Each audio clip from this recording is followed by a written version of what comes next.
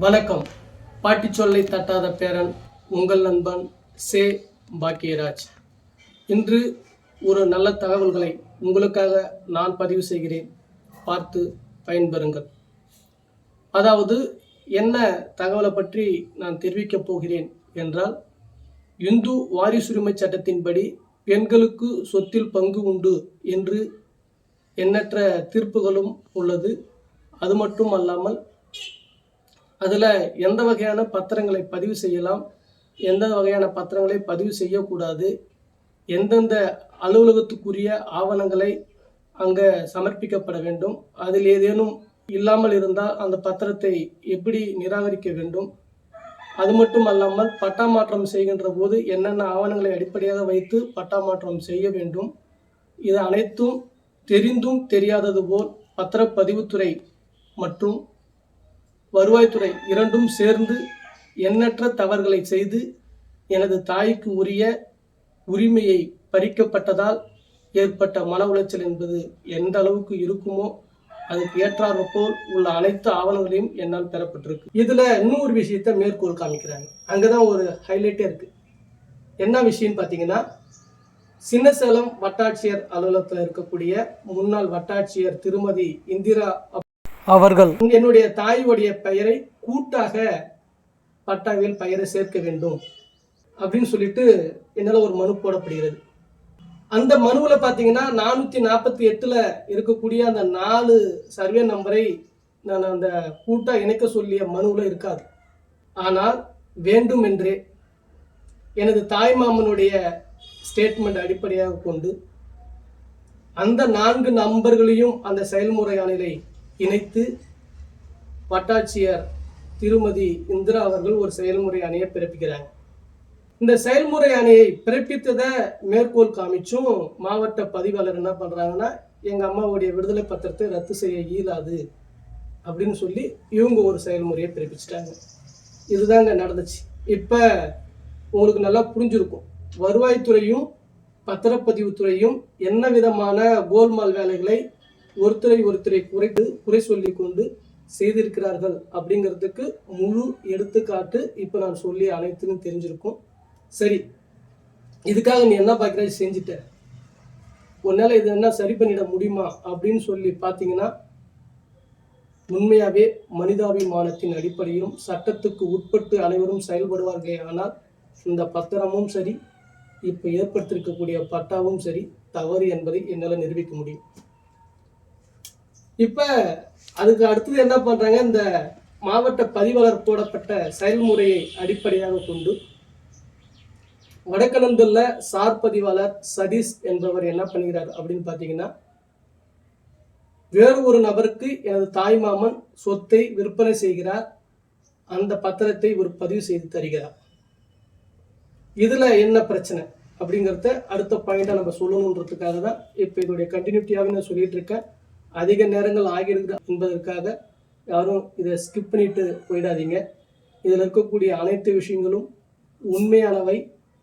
எனக்கு நடந்த விஷயத்தை நான் உங்களுக்காக பதிவு செய்கிறேன். இது உங்களுக்கு மிக மிக ஒரு பயனுள்ள விஷயமாக இருக்கும்.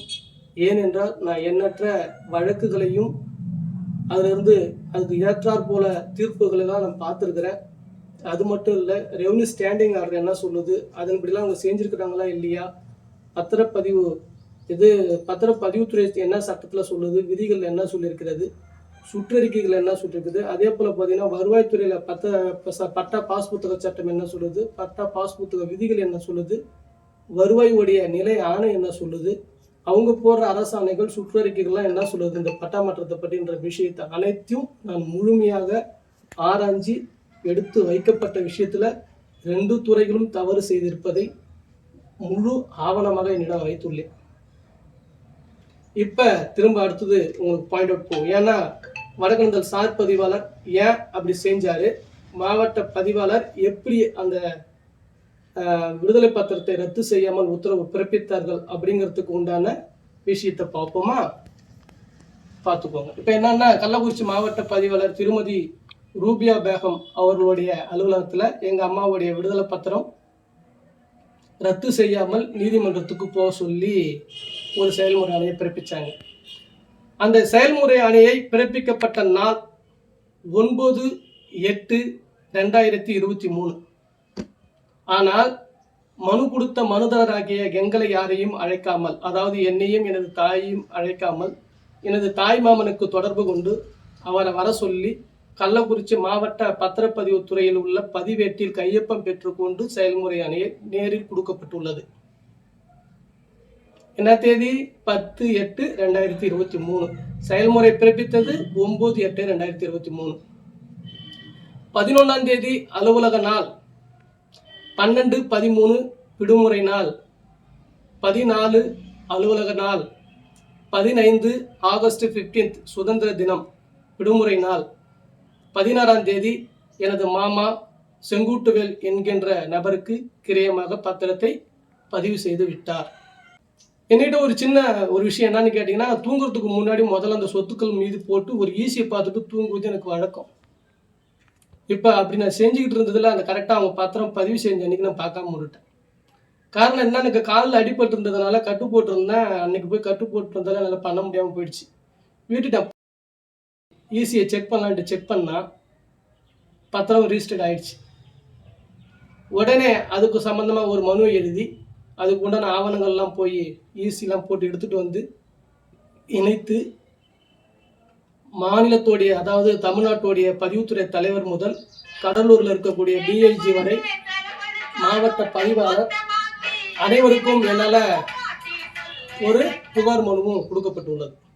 அதாவது அந்த விடுதலை பத்திரத்தை ரத்து செய்வதற்காக மனு கொடுக்கப்பட்ட மனுதாரராகிய எனக்கும் எனது தாய்க்கும் எந்த விதமான அறிவிப்பும் கொடுக்காமல் எனது மாமா கிட்ட மட்டும் சொல்லி 10ஆம் தேதி 10/8/2023 கையொப்பம் அலுவலக பதிவேட்டில் பெற்றுக்கொண்டு செயல்முறை ஆணையை கொடுக்கப்பட்டு அனுப்பினார்கள்.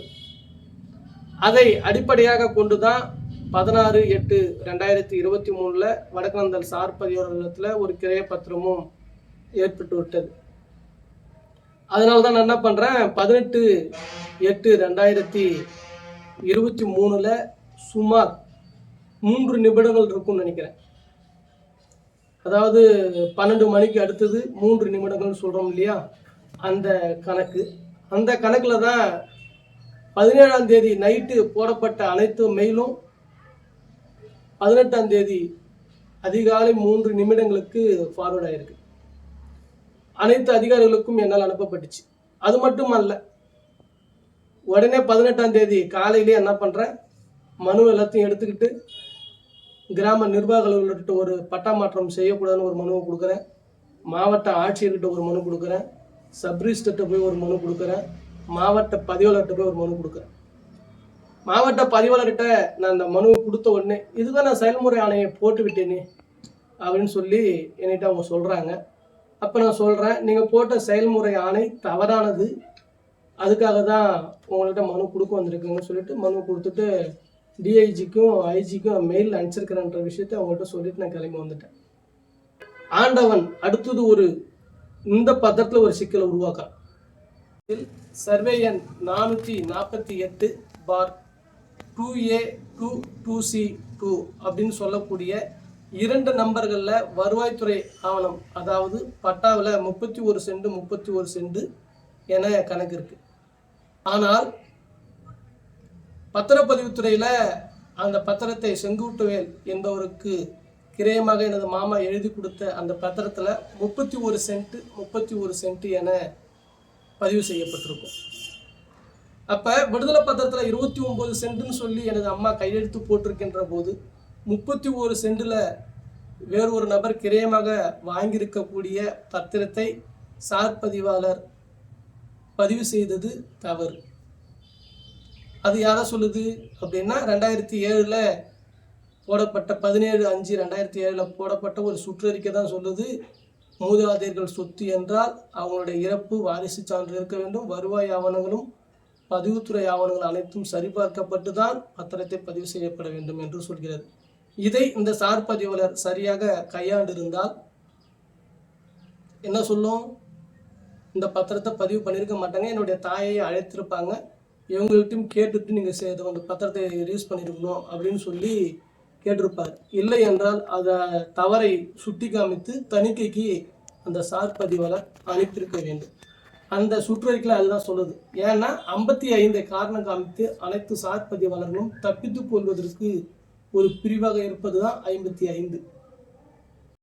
இந்த வீடியோவை பார்க்கக்கூடியவர்கள் இதற்கு முன்னாடி பாகம் 1 பதிவு செய்யப்பட்டிருக்கும். அந்த வீடியோவையும் பார்த்தீங்கன்னா தான் உங்களுக்கு முழுமையான விஷயங்கள் புரியும்.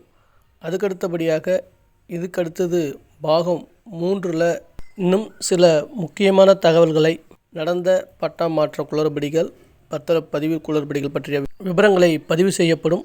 பார்த்து பயன்பெறுங்கள். இதுபோன்ற நல்ல தகவல்களை உங்களுக்காக நான் பதிவு செய்கிறேன். பிடித்திருந்தால் லைக் பண்ணுங்கள், ஷேர் பண்ணுங்கள், கமெண்ட் பண்ணுங்கள், மறக்காமல் சப்ஸ்கிரைப் பண்ணுங்கள், பக்கத்தில் இருக்கிற பெல் ஐக்கனை கிளிக் பண்ணுங்கள். நன்றி, வணக்கம்.